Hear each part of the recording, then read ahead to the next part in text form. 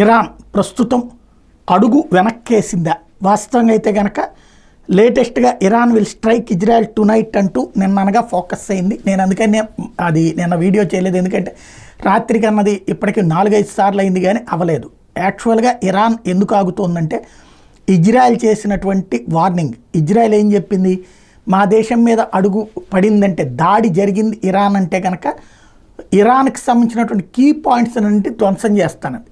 దాని దగ్గర అణుశక్తి కలిగిన ఆయుధాలు ఉన్నాయి, అత్యంత పవర్ఫుల్ అటాకింగ్ అలవాటు ఉన్నటువంటి దేశం అది. ఇరాన్కి గతంలో ఎప్పుడో ఇరాక్ వారప్పుడు మాత్రమే దానికి అనుభవం ఉంది. ఆ తర్వాత ఇరాన్కి పెద్ద యుద్ధ అలవాటు లేదు. ఇప్పుడున్న సైనికులు ఎవరు యుద్ధం గురించిన అనుభవం ఉన్నటువంటి వాళ్ళు కాదు, ఇంకా తీవ్రవాదులకు సహకరించే బ్యాచే తప్పించి అటాకులు ఫేస్ చేసినటువంటి బ్యాచ్ కాదు. అదే ఇజ్రాయెల్ రోజు అటాకులు ఫేస్ చేసి అలవాటైపోయి వ్యూహంలో పండిపోయినటువంటి, ఒక్కసారిగా ఇరాన్లోని మొత్తాన్ని బూడిచ్చేయగలిగినటువంటి శక్తివంతమైనటువంటి దేశం.